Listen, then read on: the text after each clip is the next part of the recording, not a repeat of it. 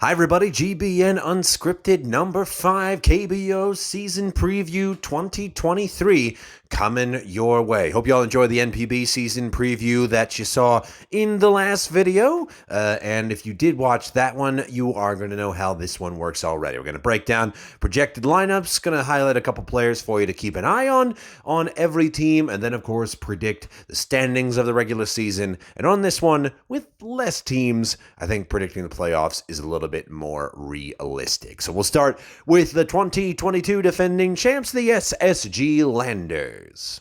Starting with the defending champs, the SSG Landers, Choi Jung getting up there in age, but I think he's still definitely going to hit 30-plus home runs for this team. He has not slowed down a single bit. He was terrific in the WBC again, despite Korea's disappointment. I like Kim Min-sik as a sneaky slugger catcher back there who's going to give you that bottom of the order pop. And then, of course, Chu Shin-soo coming over from MLB. He's been strong ever since he got here. He will stay strong. And then Oh Won-suk, I think, is going to turn out to be a bit of a better pitcher than Kim Kwang-young was last year. He was pretty excellent, I have to admit it, but he's getting up there in age. We saw some of the cracks starting to show in the WBC. I think he's still going to be good, but he's going to lose that A spot out to O. Let's look at the runner-ups. The KT Wiz, obviously the big man in this order, is Kong Baek-ho, perpetual 30-30 hitter, year in, year out. We have Anthony Alford going in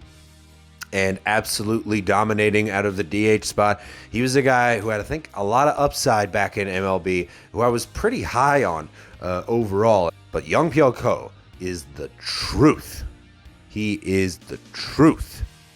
You heard it here first. He's going to go 2.5 ERA, win 15 games, and is going to be the best pitcher in KBO. I think he wasn't quite there last year. He will be this year. He is getting better with age. Also, don't sleep on Bae Jung-dae out there in center field. Best center fielder in KBO. Got the Kiwoom Heroes coming up next. I'm pretty high on this lineup here. Kim Hae-sung, who has been more than an adequate replacement for Kim Ha-sung, who went over to MLB. Obviously, the Padres are really enjoying his services right about now. And, you know, he's just been a terrific shortstop for them. But Kim Ha-sung stepping up when they needed him to. Obviously, he was the second baseman when Kim Ha-sung was here. But he hasn't lost a step defensively, starting to develop a little bit of power too. But the man I am really high on is Lee Jung-hoo. Man, doubles, triples, any sort of extra base hits. He's invented extra base hits we haven't even heard of yet. He is dominant at the plate. You can't get him out. Such a perfect sort of load and sort of approach at the plate. He is going to dominate MLB. He's going to be incredible in MLB when he finally gets here. We saw him have a very good WBC despite Korea's disappointments. And then they haven't really lost anyone else. Obviously, you have Addison Russell coming back, who was their big foreign contributor last year. Eric Jokic, their ace, another big foreign contributor. He's still here. He's still going to be dominant. They're not going to win it all, but they're going to finish quite well. Last year was an anomaly for the Heroes. This is another team who I think had a season to forget last year, and then they will be getting back to business as usual. OJ Il is the best first baseman in Korea. He has terrific, easy, effortless power. Jose Pirela, the best foreigner in Korea right now. 30-30 guy every season. He is excellent. He will have another 30-30 campaign coming up here. David Buchanan, a guy with great strikeout stuff. He sometimes struggles for consistency. And obviously, Heyman Park not in center field anymore, but he is not really going to be missed here. This outfield hasn't really missed a beat defensively or offensively since his departure, but you know they could cool off a tiny bit. I think there's a chance of that. It's gonna be all down to the pitching though. Buchanan has a strong staff around him here, and if they perform, they're gonna go far. Again, I think they're gonna have a season to be proud of. Onwards and upwards to the Doosan Bears, 8th place finishers last year. Why I think they're gonna finish in 4th all of a sudden? His name is Yang Weiji. He is old, yes, but he has the power stroke of dreams. The best catcher in Korea. Now he is playing for Doosan. He is going to help out. He is going to help out Young Min over there at third, who has had not really a solid year in 2022. An anomaly for him to finish under 300. He is an exceptional five-tool player over there, and they don't really want to waste his talent. And Raul Alcantara coming back for another year, so you know the pitching is going to be sound.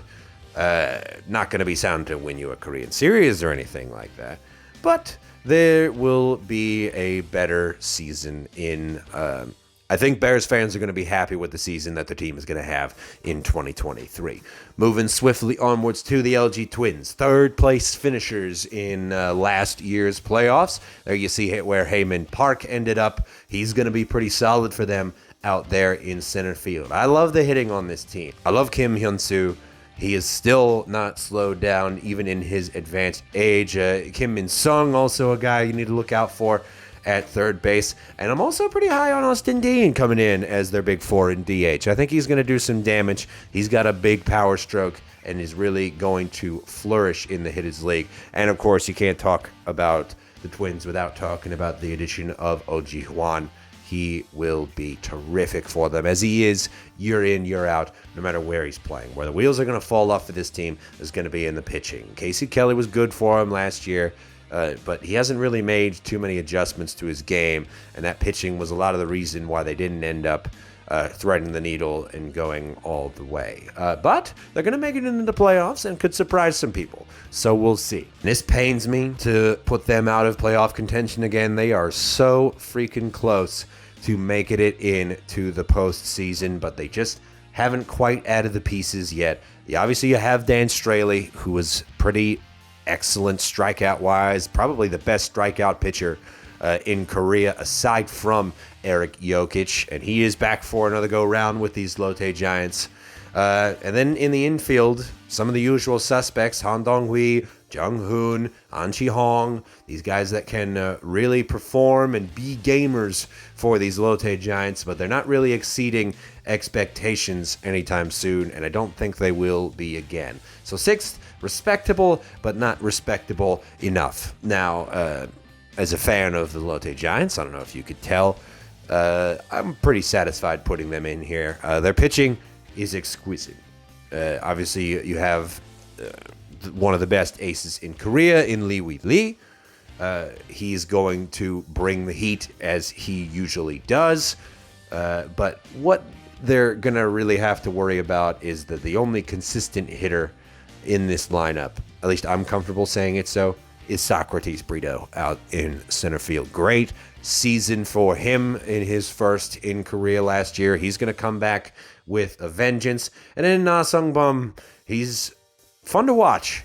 Admittedly, has the bat flips of that dreams are made of, but he's another guy who's getting older, starting to show some cracks in the foundation. I don't think it's a coincidence that when he tried to get posted, no one picked up on his upside, but he's going to have a good career to wrap things up in Korea. Maybe he goes to NPB. I don't really know, but he's not the same hitter he was in 2020 when the NC Dinos won it all, and that's really all I've got to say about that. So good pitching, really lacking offense for the Kia Tigers. And then talking of those NC Dinos, the big question mark will be Jason Martin down there at DH. I think you see Koo Chung-moo, another guy who can really dominate on the mound for these Koreans. We haven't seen him in the WBC for Korea, but they weren't really around long enough to throw Koo Chung-moo out there. You have guys with offensive upside like Park Suk-min and Son Ah-sop, who has come down from the Lotte Giants to really provide some boost in the outfield. And then Park Kun-woo, another guy who we saw a really good performance from in the WBC for Korea. Obviously, he hit a rocket out of the ballpark against Japan. That's going to be something to watch. He hasn't really been a guy who's had too much offensive upside in the last few years, but that could change. I like Park Kun-woo. He could really develop into an excellent center fielder, maybe even in MLB one day. Who knows? And I don't think anyone's really surprised putting these guys at the bottom. Pains me to see Brian O'Grady down there, too. He was a guy who performed really, really well for my Cebu Lions last year. And you got Rossi Juan, who is still being loyal to the team that took a chance on him. He's been performing pretty well all year last year, all year the year before that. But 2 players does not a team make, and the pitching is just going to be what sinks this team, as it usually is. So the Hanwha Eagles not really doing too much in the offseason. You got a big flashy foreign signing, good for you. But honestly, that is about it. Are you ready for the playoffs? Here it is. You got Doosan and Samsung duking it out in the wild card round. The Lions, I think, are the superior team there.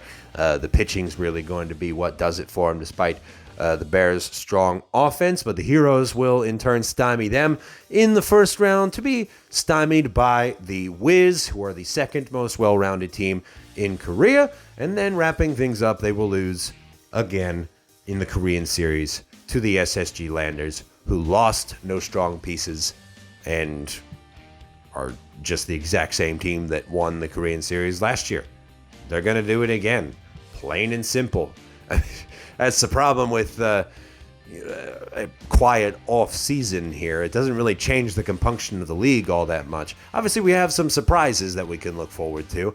And if I were to pick one player, I think that is Park Kun-woo, who can really change the fortunes of his team if he has an MVP caliber season. But that's going to do it for us here. March wrapping up, so we got one more season preview coming your way, and then obviously we'll have the LMB season preview when we get closer to that league starting up in April, but CPPL will be next. I mentioned this in the last season preview, but work on O Part 2 is continuing. Tale of the King, thank you so much for watching the first part of that documentary. It's been sensational to work on so far, and the comments and all of the likes that we've been getting on it have been absolutely splendid, and I'm really looking forward to showing you guys how the rest of this story turns out. But I think that will wrap things up here. I've been Marshall Lamert. This has been GBN Unscripted number 5, the KBO season preview for 2023. Thank you very much for watching. We will see you in the next one. Please do like and share this video if you enjoyed it,